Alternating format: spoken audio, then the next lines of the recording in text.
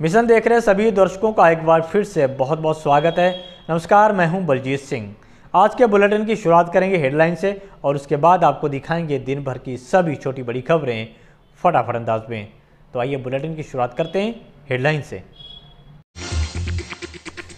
जिलाधिकारी ने स्कूली बच्चों को ले जाने वाले ई रिक्शा पर लगाई रोक।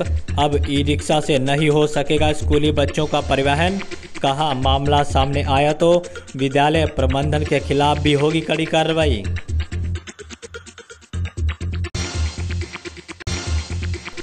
कलान में ट्रक को ओवरटेक करते समय ट्रैक्टर ट्राली हुआ हादसे का शिकार। हादसे में 48 वर्षीय किसान की हुई मौके पर मौत। किसान का बेटा और चालक गंभीर रूप से घायल।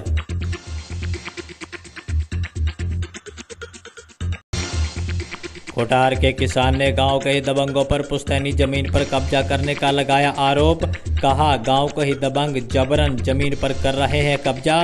पुलिस पर भी लगाया पक्षपात करने का आरोप। मुख्यमंत्री से भी मिल चुका है पीड़ित किसान।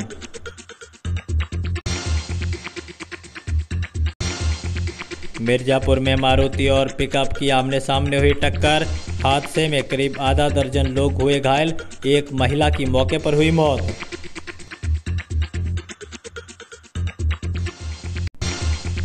और प्रधानमंत्री किसान सम्मान निधि योजना के लाभार्थियों के सत्यापन के लिए होगा सोशल ऑडिट। जिलाधिकारी ने बैठक कर कर्मचारियों को दिए निर्देश। कहा, कोई भी पात्र योजना से वंचित न रहे।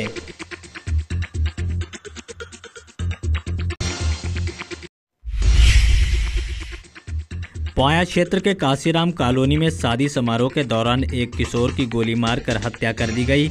आपको बता दें कि यहाँ देर रात एक शादी समारोह चल रहा था। इसी दौरान ओम नाम की किशोर का राहुल उर्फ छोटू से विवाद हो गया। इसी बीच राहुल ने जयमाल कार्यक्रम के दौरान तमंचे से ओम को गोली मार दी। गोली लगते ही बारात में अफरा तफरी मच गई। गोली मारने के बाद आरोपी राहुल तमंचा लहराते हुए फरार हो गया। आनन फानन में किशोर को सामुदायिक स्वास्थ्य केंद्र ले जाया गया। यहां डॉक्टरों ने उसे मृत घोषित कर दिया। घटना को अंजाम देने के बाद आरोपी राहुल मौके से फरार हो गया। विवाद किस वजह से हुआ है, इस बात की अभी जानकारी नहीं हो पाई है। पुलिस का कहना है कि जल्द ही आरोपी को गिरफ्तार कर लिया जाएगा। थाना मिर्जापुर क्षेत्र में कलान रोड पर पेट्रोल पंप के पास मारुति कार और पिकअप के बीच आमने सामने की भीषण टक्कर हो गई। टक्कर लगने से करीब आधा दर्जन लोगों को चोट आई है। वहीं हादसे में गंभीर रूप से घायल हुई सपना नाम की महिला को उपचार के लिए ले जाते समय उसकी मौत हो गई। वहीं महिला के पति की भी हालत गंभीर बनी हुई है। पोया विधायक चेतराम ने आज चौड़ेरा में अपने कार्यालय पर जनसुनवाई करते हुए फरियादियों की समस्याओं को सुना। इस दौरान कई समस्याओं का त्वरित निस्तारण कराया गया। बाकी समस्याओं के निस्तारण के लिए विधायक ने संबंधित अधिकारियों को फोन कर निस्तारण कराने की बात कही। सघन मिशन इंद्रधनुष के तहत चल रहे टीकाकरण का जायजा लेने के लिए आज जिलाधिकारी उमेश प्रताप सिंह ने तारीन बहादुरगंज में बने टीकाकरण केंद्र का औचक निरीक्षण किया। इस मौके पर एएनएम आरती और सविता पाठक मौके पर टीकाकरण करते हुए मिले। जिलाधिकारी ने टीकाकरण की गति को तेज करने के निर्देश दिए हैं। पोया पुलिस ने घनश्याम बुजुर्ग गांव के एक युवक को तमंचे के साथ गिरफ्तार किया है। पुलिस ने बीती रात गश्त के दौरान युवक अमर सिंह को गिरफ्तार किया, जिसके पास से तमंचा बरामद हुआ है। पुलिस ने अमर सिंह को जेल भेज दिया है। कलान थाना क्षेत्र के नौगवा मुबारकपुर गांव के पास ट्रैक्टर ट्राली को बेकाबू रोडवेज बस ने टक्कर मार दी। टक्कर लगने से रोडवेज बस और ट्रॉली दोनों क्षतिग्रस्त हो गए। हालांकि गनीमत रही कि इस दौरान किसी को कोई चोट नहीं आई। घटना हिंदुस्तान पेट्रोलियम गैस एजेंसी के पास की है। यहां भूसा भरकर ले जा रही ट्रैक्टर ट्राली को पीछे से आ रही रोडवेज बस ने टक्कर मार दी। शाहजहांपुर के युवा अर्जुन राठौर ने अपने जन्म दिवस के मौके पर पर्यावरण संरक्षण का संदेश दिया है। अर्जुन राठौर ने आज अपने जन्म दिवस के मौके पर अपने साथियों के साथ वृक्षारोपण किया। अर्जुन का कहना है कि वह हर वर्ष जन्मदिन के अवसर पर पौधों को रोपित करते हैं और वर्ष भर उनकी देखभाल भी करते हैं। कलान थाना क्षेत्र के परौर रोड पर पृथ्वीपुर गांव के पास ट्रक को ओवरटेक करते समय ट्रैक्टर ट्रॉली अनियंत्रित होकर खाई में जा गिरी। पृथ्वीपुर गांव का रहने वाला 48 वर्षीय किसान रविंद्र अपने बेटे और चालक वर्मा पाल के साथ कलान जा रहे थे। उसी दौरान रास्ते में ट्रक को ओवरटेक करते समय ट्रैक्टर ट्रॉली अनियंत्रित हो गई और किसान रविंद्र की मौके पर ही मौत हो गई, जबकि उसका बेटा और चालक गंभीर रूप से घायल हुए हैं, जिनको अस्पताल में भर्ती कराया गया है। जलालाबाद के पलरई गांव में परचून की दुकान में अचानक आग लग गई। आग लगने से दुकान का सारा सामान जलकर राख हो गया। वहीं आग बुझाने के दौरान दुकानदार भी गंभीर रूप से घायल हुआ है। घटना बीती रात की है, जब अचानक दुकान से आग की लपटें उठने लगीं। आसपास के लोगों ने जब तक आग पर काबू पाया, तब तक सारा सामान राख में तब्दील हो चुका था।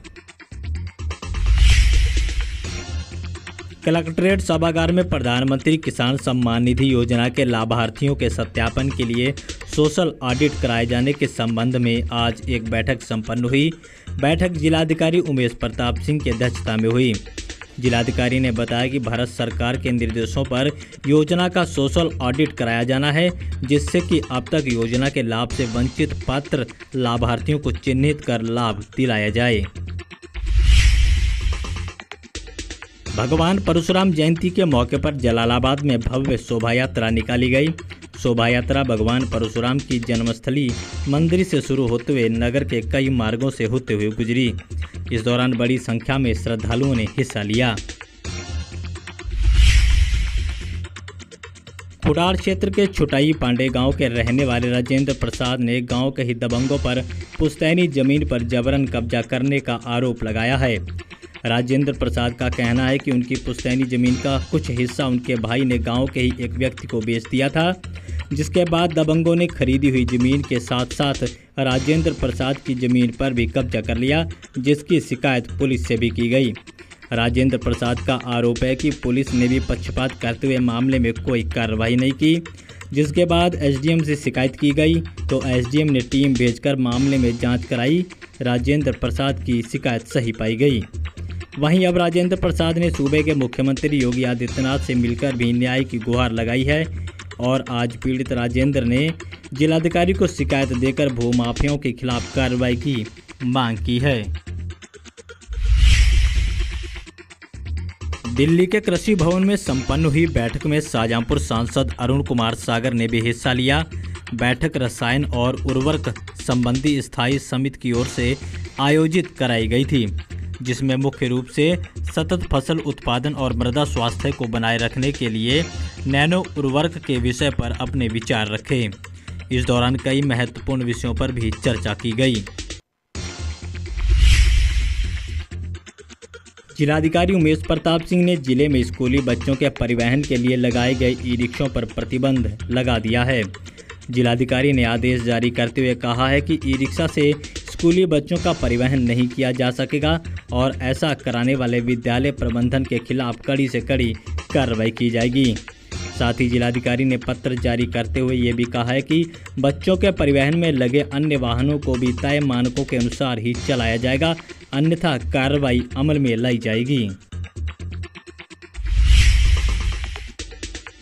जलालाबाद क्षेत्र के इस्लामगंज गांव में ग्राम प्रधान ने साफ सफाई का काम शुरू कर दिया है।